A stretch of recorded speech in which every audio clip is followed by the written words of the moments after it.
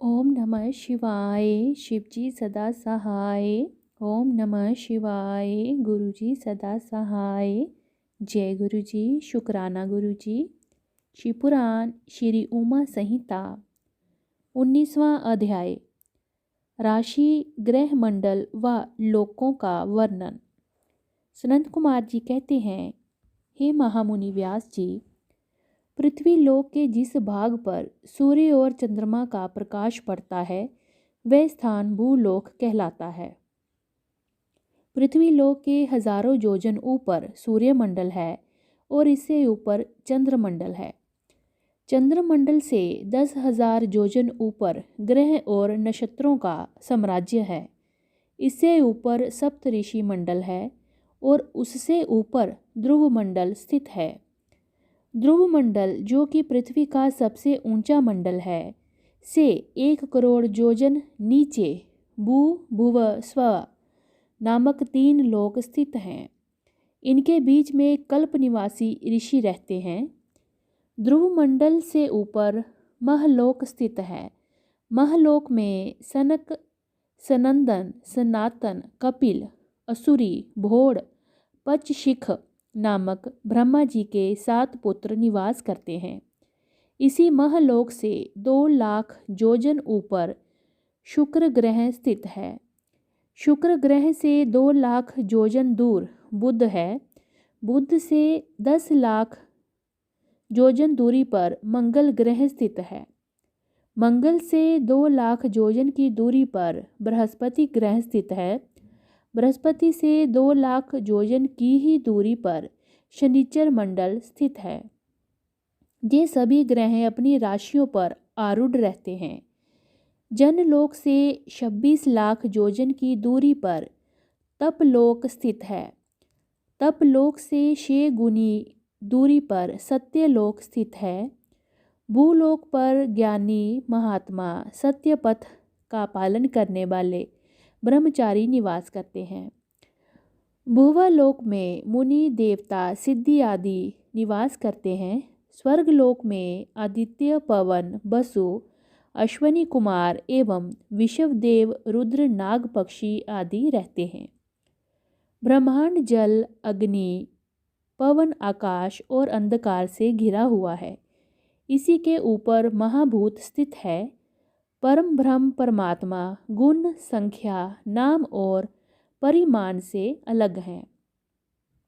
भगवान शिव और प्राकृति देवी शक्ति के मिलन से ही देवताओं का प्राकट्य हुआ है। इसी से सृष्टि का निर्माण हुआ है। प्रलय काल आने पर ये पूरी सृष्टि शिव शक्ति से मिलकर समाप्त हो जाएगी।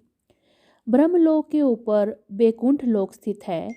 इसके पश्चात कुमार लोक है जिसमें स्कंद निवास करते हैं।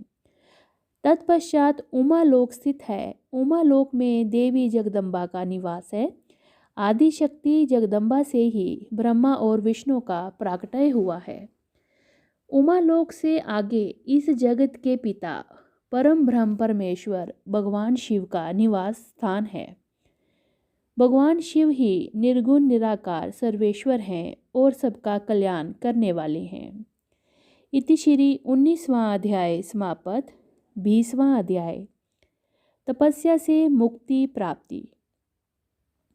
व्यास जी ने पूछा, हे सनंद कुमार जी, आप मुझे ये बताइए कि कल्याणकारी देवादिदेव महादेव जी के परम भक्त किस लोक में जाते हैं, जहाँ जाकर भक्तों का इस लोक में आगमन नहीं होता है।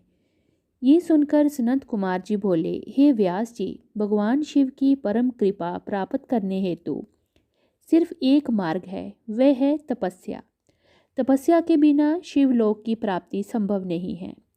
इस संसार में सभी मनुष्य, स्वर्ग के देवताओं, ऋषि मुनि और साधु संतों आदि ने तपस्या द्वारा ही महत्वपूर्ण सिद्धियां प्राप्त की हैं। तपस्या 3 प्रकार की होती है, सात्विक, राजस और तामस। जो तपस्या बिना किसी फल की इच्छा के की हुई होती है उसे सात्विक कहते हैं।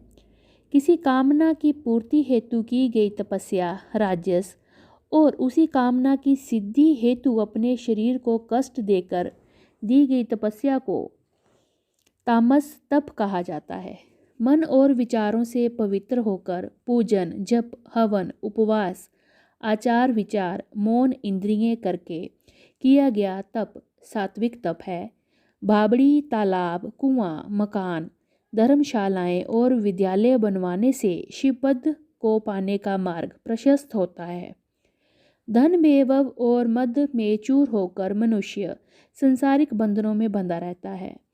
84,000 योनियों को भोगते हुए उसके पश्चात मनुष्य योनि की प्राप्ति होती है। यदि इसमें भी उद्धार का कोई उपाय नहीं किया जाता तो सिर्फ पश्चाताप ही शेष रह जाता है। यहीं पर कर्म भूमि और फल भूमि दोनों हैं। धरती पर किए गए शुभ कर्मों का फल स्वर्गलोक में मिलता है। इसीलिए सदा सत्य के मार्ग का अनुसरण करें, दान पुण्य के मार्ग पर चलें। अपने जीवन काल में जिन्होंने कुछ समय के लिए त्रिलोकीनाथ भगवान शिव के नाम का स्मरण किया है, उन्हें भयानक नरक को नहीं भोगना पड़ता। हर प्रकार के दुख, दर्द एवं पापों से मुक्ति दिलाने वाली शिव शक्ति ही है, जिसके द्वारा मनुष्य जीवन के बंधनों से मुक्त होकर शिव पद को प्राप्त कर सकता है। इति श्री 20वां अध्याय समाप्त। 21वां अध्याय युद्ध धर्म का वर्णन। व्यास जी बोले, हे सनत कुमार जी, ये माना जाता है कि ब्राह्मण कुल में जन्म मिलना कठिन है। मैंने ये भी सुना है कि सर्वेश्वर शिव के सिर से ब्राह्मण, भुजाओं से क्षत्रिय, जंगा से वैश्य और चरणों से शूद्र उत्पन्न हुए हैं। महर्षि, कृपया कर बताइए कि नीच मनुष्यों की क्या स्थिति होती है। व्यास जी के वचन सुनकर सनत कुमार जी बोले, हे महामुनि व्यास जी, मनुष्य अपने द्वारा किए गए पापों के कारण अपने स्थान से गिर जाता है। मनुष्य द्वारा किए गए शुभ व अच्छे कर्म मनुष्य के स्थान की रक्षा करते हैं। क्षत्रिय जाति में जन्म पाने वाले मनुष्यों को पूर्व जन्म में किए गए बुरे कर्मों के कारण क्षत्रिय वर्ण में जन्म मिलता है। इसलिए मनुष्य को चाहिए कि वह विपत्ति व कठिनाइयों में दृढ़ता से अपने कर्तव्य का अनुसरण करें। उसे अपने कर्तव्यों का पालन करना चाहिए, उसे बुरे कार्यों से नहीं लगना चाहिए। इसी प्रकार मनुष्य अपने स्थान की रक्षा कर सकते हैं। शूद्र वर्ण में जन्म लेने वाले मनुष्य यदि अपने से ऊंचे तीनों वर्णों की सेवा मन लगाकर उचित रीति से धर्मानुसार जीवन भर करते हैं तो उन्हें अगले जन्म में वैश्य वर्ण के जन्म मिलते हैं। इसी प्रकार जो वैश्य विधि विधान के अनुसार पूजा अर्चना करता है और हवन आदि करता है और सदा सत्य के पथ पर चलता है तो उसे अपने दूसरे जन्म में क्षत्रिय होने का गौरव मिलता है। जो क्षत्रिय विधि पूर्वक यज्ञ और अनुष्ठान श्रेष्ठ ऋषि गणों के सानिध्य में पूरे करते हैं, वह अपने क्षत्रिय धर्म का सही से पालन करते हैं, उसे ब्राह्मण कुल में दूसरा जन्म मिलता है। इसी प्रकार ब्राह्मण कुल का जो ब्राह्मण अपने धर्म का दृढ़ता एवं स्थिरता से पालन करता है, वह देवता को प्रसन्न करता है और उसे स्वर्ग की प्राप्ति होती है। व्यास जी ने फिर पूछा, हे सनत कुमार जी, अब आप हम सबको युद्ध का महात्म्य सुनाइए। सनत कुमार जी बोले, हे महामुने, जिस अद्भुत फल की प्राप्ति विभिन्न प्रकार के जगों जैसे अग्नि अष्टोम आदि को विधि विधान से करने से भी नहीं होती, उस महाफल की प्राप्ति युद्ध द्वारा आसानी से हो सकती है। धर्म पूर्वक अपने पथ पर अडिग रहने वाला क्षत्रिय, जो कि युद्ध में पराजित नहीं होता और ना ही युद्ध में पीठ दिखाता है, ऐसा वीर योद्धा जो लड़ते लड़ते युद्ध क्षेत्र में पराजित ना होकर वीर गति को प्राप्त होता है, उसे सीधा स्वर्गलोक की प्राप्ति होती है। वह जीवन मृत्यु के बंधनों से मुक्त हो जाता है। अपने शत्रुओं को मारकर स्वयं भी मर जाने वाले क्षत्रिय को निश्चय ही स्वर्ग में स्थान मिलता है। युद्ध भूमि में प्राप्त हुई मृत्यु सभी जाति एवं वर्णों के लिए सुखदायक है।